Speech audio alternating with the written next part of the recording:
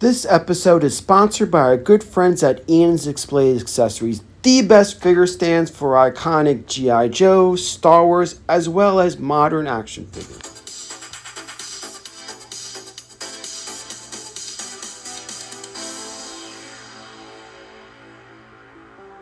Hello and welcome to another exciting episode of Codename New 202.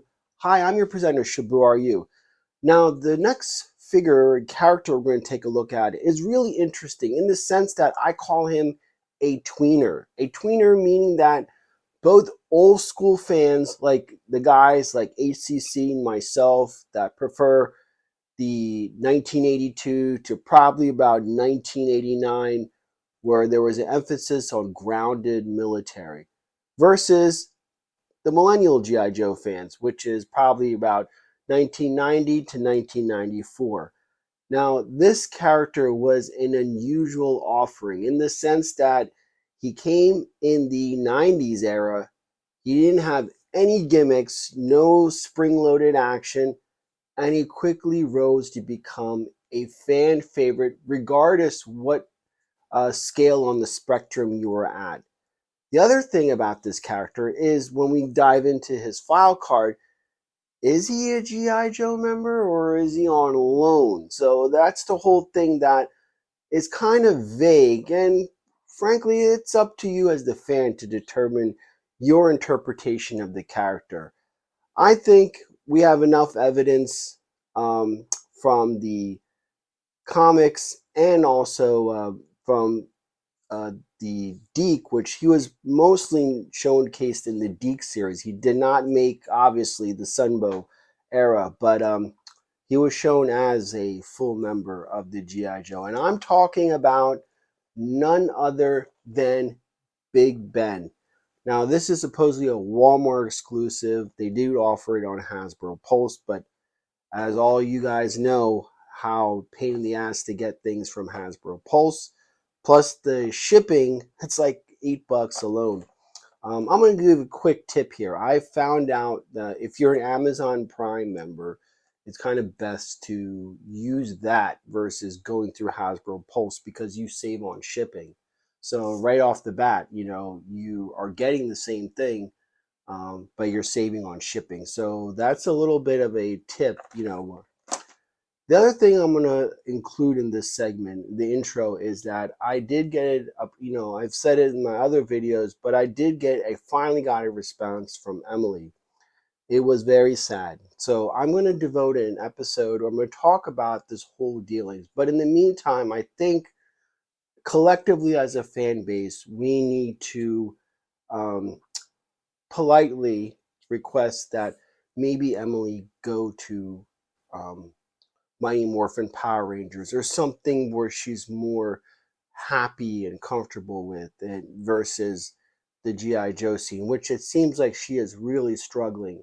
And I list a lot of things like lack of, just an overview. I don't want to dive too much into it for this episode, but lack of customer service, disinterested, not being genuine, not acknowledging real life G.I. Joes / veterans, and not understanding her grassroots fan base. And during the 40th anniversary live stream, the whole sending those packages to the wrong people. Like one was a January 6th supporter, another one was a cosplayer that had never did anything with G.I. Joe, and her thank you was just a simple Instagram message. So she didn't even make a video or acknowledge it. She's like, thanks for the free shit. That's about it. But, the whole point is also building the brand too. You want to appeal to a younger demographic. The whole thing with this channel is we want to pass on those values that G.I. Joe has. It's not a toy line, just a toy line. There's also some good values that are much needed, and a lot of young people can identify with that. So it's the marketing director's job to kind of utilize that and make it appealing to attract, a diverse customer base, include younger people and stuff like that. And I feel like she hasn't been cutting the mustard on that segment. So we'll put that aside now and let's get into what we're here to talk about, the mythos of Big Ben. Alrighty, so let's start where everything began, the 1991 Big Ben action figure, version 1. Now this is my actual Big Ben. I picked up way before all of this sudden boom of G.I. Joe with the release of the classifieds. And you know, now the prices are pretty climbing up there as far as the secondary market. But at the time, I mean, it's funny, I'm so glad I did all of this stuff way back, several years back. But what's interesting about this figure, like I mentioned, is that he's a tweener. He came out in 1991, which is such a weird year. It's the 90s. G.I. Joes are famous for crazy colors, gimmicks, gizmos, what have you. We have a shark and a scorpion, all kinds of weird animal companions as well. But for some reason, Big Ben had none of that. And just to give you an illustration of his quote-unquote classmates, I mean, think about it. We have the Snow Serpent version 2, 1991, Hawk version 3, 1991, Desert Scorpion, 1991. Oh, right. And of course, Sonic Fighters Falcon. I mean, I guess Sonic, you can't really include Sonic Fighters Falcon. I mean, his color scheme is pretty damn sweet. You know, but at the same time, like, look at his classmates. And if you look at the entire 1991 lineup, it's just full of craziness. And him just sticks out, where he would probably fit in more in the line of Hawk version 2,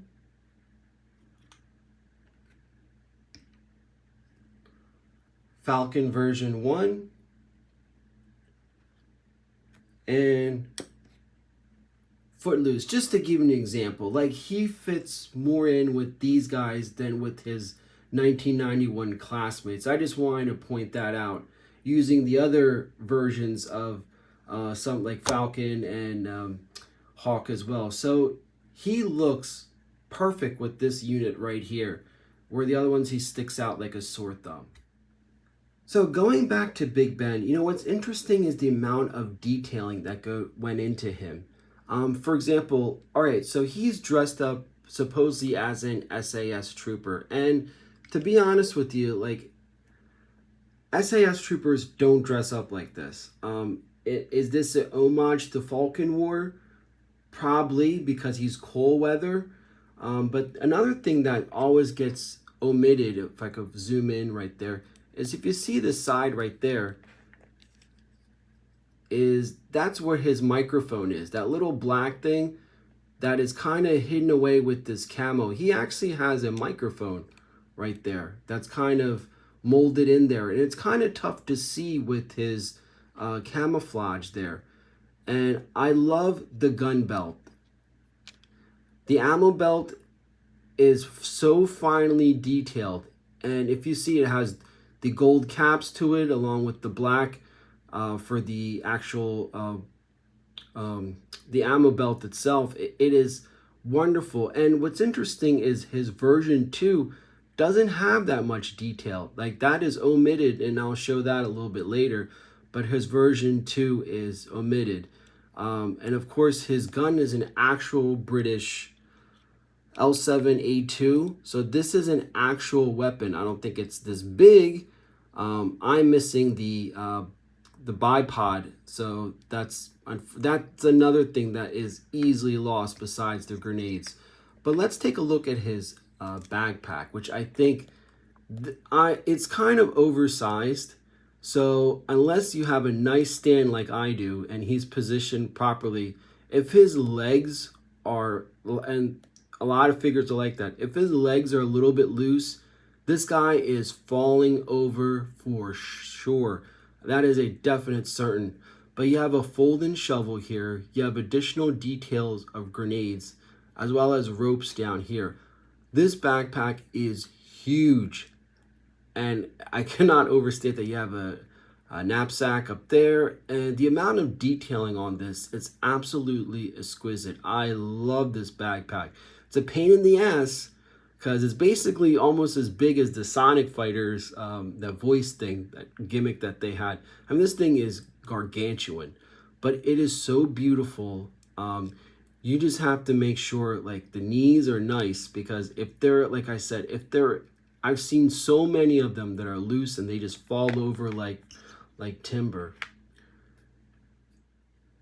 And real quick, before I jump onto his file card, I'm going to highly recommend two OG GIJoe YouTubers, and that of course is FormBX257 and AnalogToys. Tony served in the Australian Army, and I think it's good to listen to him because he provides a lot more detail as far as like the SAS and how this figure is comparable to the actual thing. I mean, he'll probably go close of what I'm saying, but at the same time, just hearing it from him is really, really beneficial for the community. All right, so the next thing is, let's take a look at his file card. Now, what's interesting is right here is that, of course, his name is David J. Bennett, hence the name Big Ben. And Big Ben is actually the name of the clock itself. It's not the entire building. So a lot of people get mistaken when they do in reference to what Big Ben actually is in England. But when you go there, you'll know. The other thing is he doesn't have a serial number, and I really think that this file card wasn't written by Larry Hama.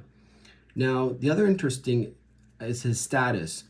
On second assignment in temporary exchange program from the 22nd SAS.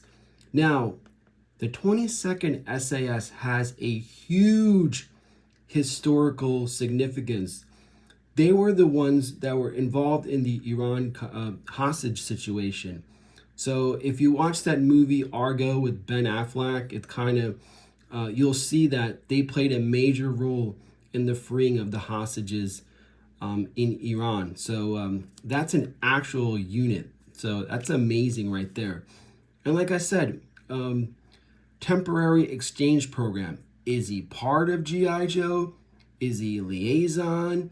So I would like to think that, you know, based on what we see in the IDW run, and I know I can't believe I'm saying this, but in reference to the Deke animated cartoon, it seems like he really is part of GIJoe. So, like I said, I think that this file card was kind of written by somebody else besides Larry Hama. Alrighty, so now it's time to look at the other versions of Big Bens. And of course, we got to start with version number 2, the 1993 International Action Force mail-away. Now, this was also packaged with the Menace in the Wilderness insert, which was around $15.95 or probably about $25, $28 in today's money. Now, while each figure was individually wrapped, all the accessories came in one separate baggie. And what was a pain in the ass is that they took out his iconic L7A4 and they put in Tunnel Rat's gun. So what the hell? 93 was the year for the mail-aways, and I'm telling you, I wish I had a time machine. But my favorite is Big Bear, and Budo added this line more so than the other characters. And wow, today these prices have skyrocketed in the secondary market. Now, version 3 came out in 2000-2001 in the Real American Hero Collection, which I think is one of the most underrated, undervalued collections in GIJoe right now. Jump on this shit. But you had recolors, reissues of iconic GIJoe vehicles as well as characters. Now, while the action figures had the cheaper plastic, the real gem in this line is the vehicles. And If you could snag these are my top pick, and I don't know why they fly below the radar. But here in Big Ben's version number 3, he has more of an Arctic deco package along with the iceberg here. I mean snow job. But again, this is where this character shines. And of course, later years we have version 4 and version 5. Oh, what's that over there? And comment below. And of course, his 25th anniversary action figure, which came out in the G.I. Joe Club. Alrighty, so Big Ben's first appearance is in issue 116 in the title Destro Must Die, a play off of Romeo Must Die. We also see that Cobra Commander version 4, the one with the supposed face in the background, is kind of leading or wanting to take revenge onto Destro and Baroness. Because you got to remember that at the time Destro and Baroness were in retirement, they broke away. Now, what's interesting is we see Destro without his mask. And we also see that Big Ben here, he is part of a G.I. Joe team that traveled across the pond in order to gather intel on not only Destro, but Cobra Commander's possible next movement. So here he's teamed with Flint and Breaker, and they kind of kidnapped one of the workers that are working next to Castle Destro, and he freaking turns into a werewolf. So this issue is completely bonkers, and Cobra Commander does invade Castle Destro and kidnapped Baroness. So you definitely have to read this zany issue. It's absolutely amazing. Alright, since I'm known in the community for covering the IDW run, Big Ben has mostly been allocated to background character work. He does appear, be it that as a background character or supporting actor or character in a lot of stories. There's not been an issue focused towards him, let's say it that way. Now, it's obvious to anybody in the G.I. Joe community that Big Ben never appeared in the Sunbow series, being a 1991 issued action figure. However, he was featured in the Deke animated series. And 2 episodes, General Confusion and Chunnel, are pretty key. The one Chunnel episode is where Queen Elizabeth actually gets kidnapped. So he's front and center in that issue. Alrighty, so now with all of that aside, let's take an actual look at the classifieds figure. And let's begin with the box art. And, it's kind of interesting, but right off the bat I noticed something. NIGHTFORCE. Now we just said that Big Ben was released in 1991. The Toys R Us exclusive NIGHTFORCE came out in 1988 and 1989 and primarily featured the 1984 to probably 1987 action figures, pick and choose from here and there. But they were basically reissues with a different color deco, a quote-unquote night theme. So right off the bat, that seems to be kind of interesting.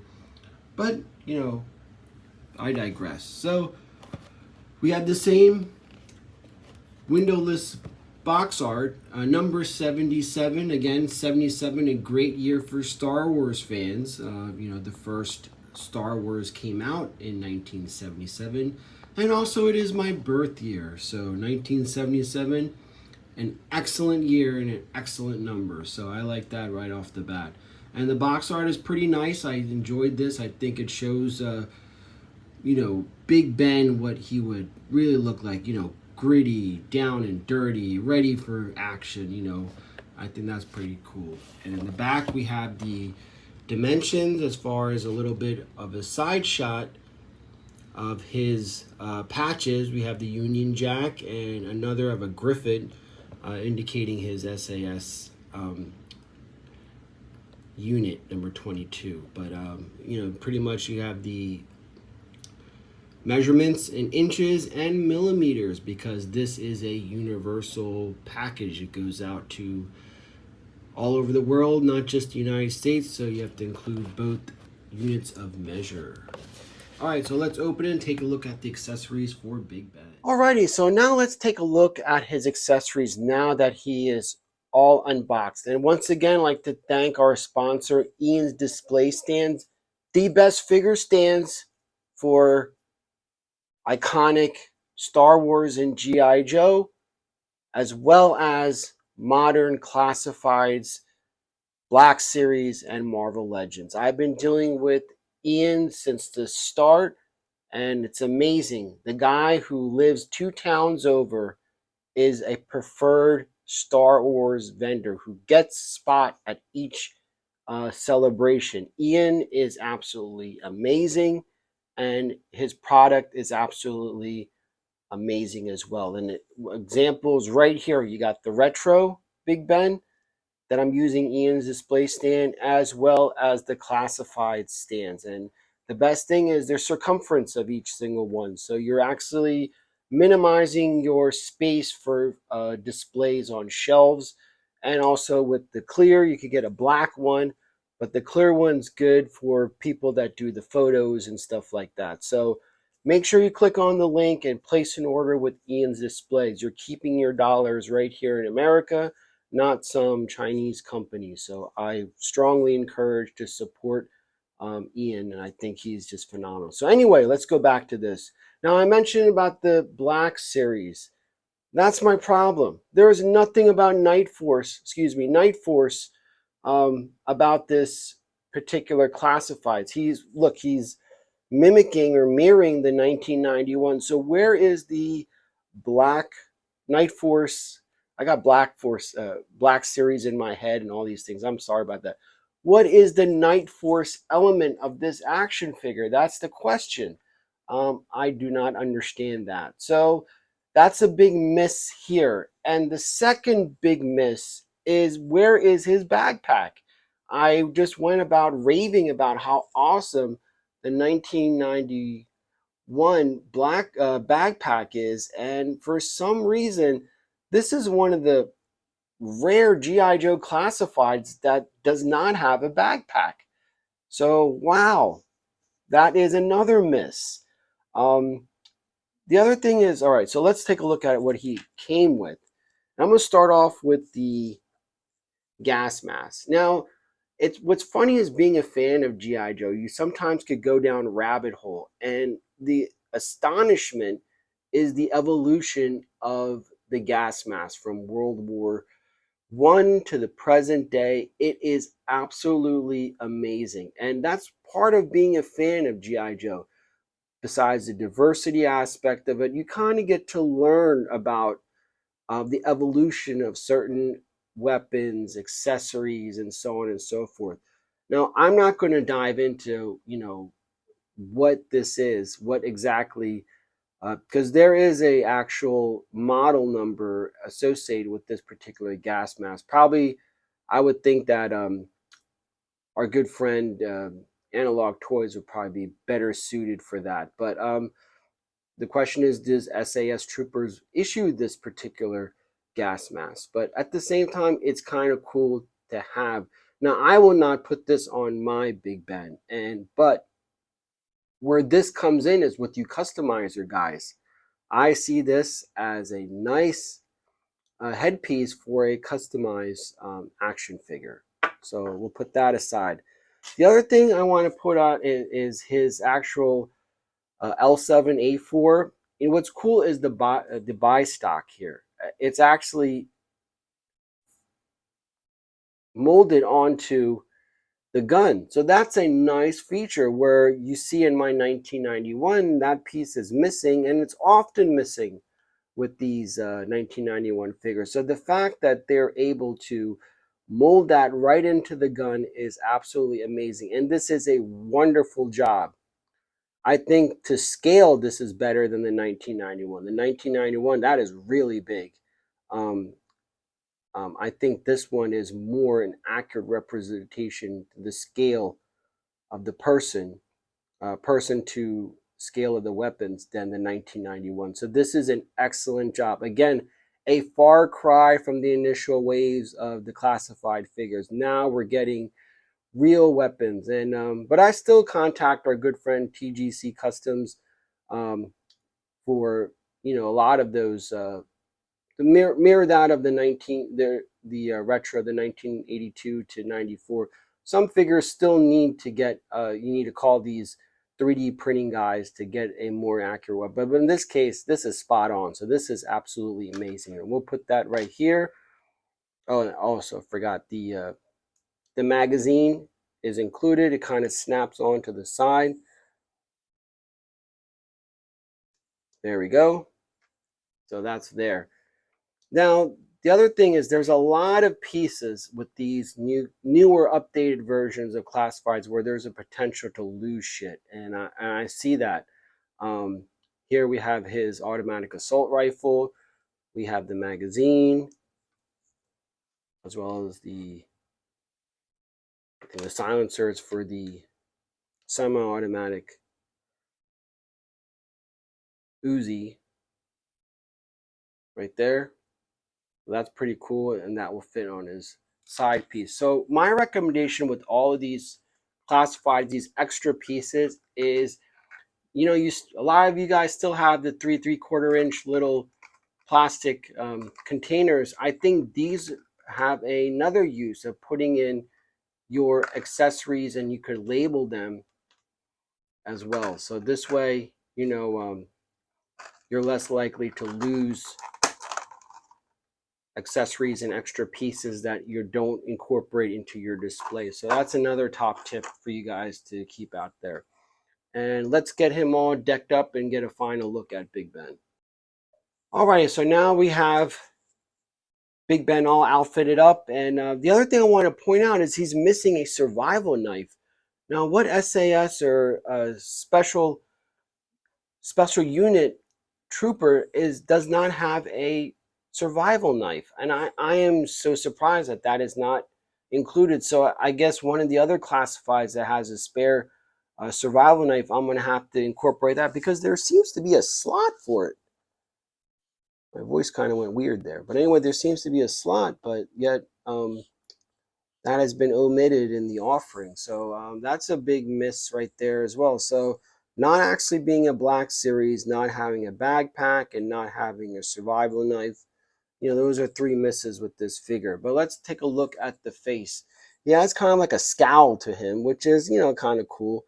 And I like how they incorporated the microphone in black, molded as well. I mean, painted just like the 1991. So there's a similarity to that that is, compelling. But at the same time, I mean, if they put an extra piece, that's another thing that's possibly going to be lost. So I'm actually glad that they did this. So I'm glad that it's painted on instead of like another accessory that they tried to put on there to lose. So yeah, that's okay with me. I'm totally fine with that. The gaiters look nice. The shoes look nice.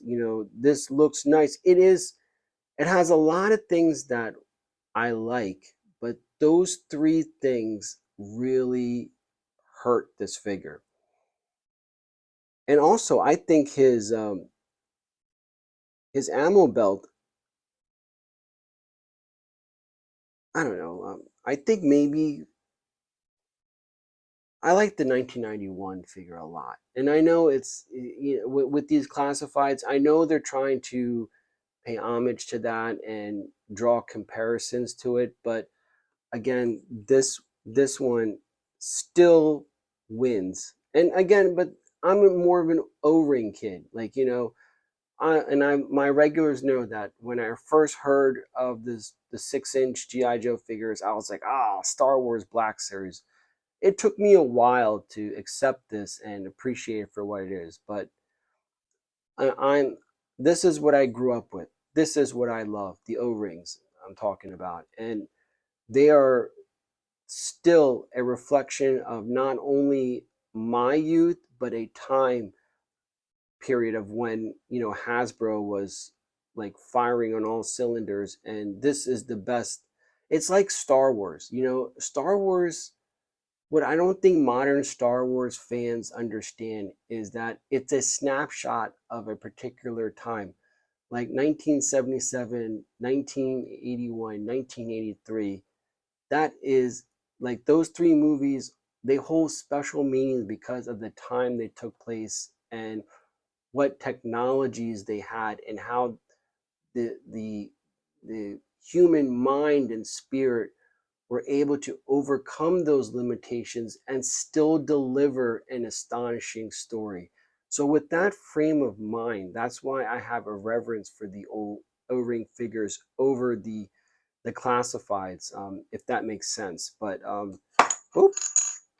again, the backpack, anything that's part of the character of this action figure. Anyway, Ian's display stands, man. You know, you could put them in and they'll be snug, and you don't have to worry about the heel breaking. But going back to the classifieds figure, I would have to give this a B minus. I think there's a lot, like I said, there's a lot of cool things, a lot of nice aspects to it that I like, but at the same time, those three major things really, really bother me. And they still incorporate this patch that was part of the G.I. Joe game that sucked for the Xbox One and the PlayStation 4. And that's the other thing. I know I'm kind of going off topic, but they got to make a G.I. Joe like SOCOM for the PlayStation 2. I think if they made a G.I. Joe game like that, you know, with the Fortnite and all this other crap that these kids play, I think that's how you would appeal to a younger demographic, and also offering diverse characters that these kids could identify with, that range from you know, different ethnicities, abilities, disabilities, or whatever that make them special. And that's what GI Joe celebrates, not looks down on, is the differences of the human, and how no matter what those differences are, you could still rise above and contribute to good. Anyway, that's my look at the Big Ben action figure. And before we sign off, I'm just going to send a few things. Alrighty, so that does it for this episode. Once again, stay tuned and subscribe. We're going to have our go back to looking at comics, recapping the new Skybound G.I. Joe as well as the Transformers. And also, we're going to do our next PGX unboxing and our next edition of Late Night. So a lot of cool Gen X era stuff coming your way. Thanks for watching. We'll see you next time.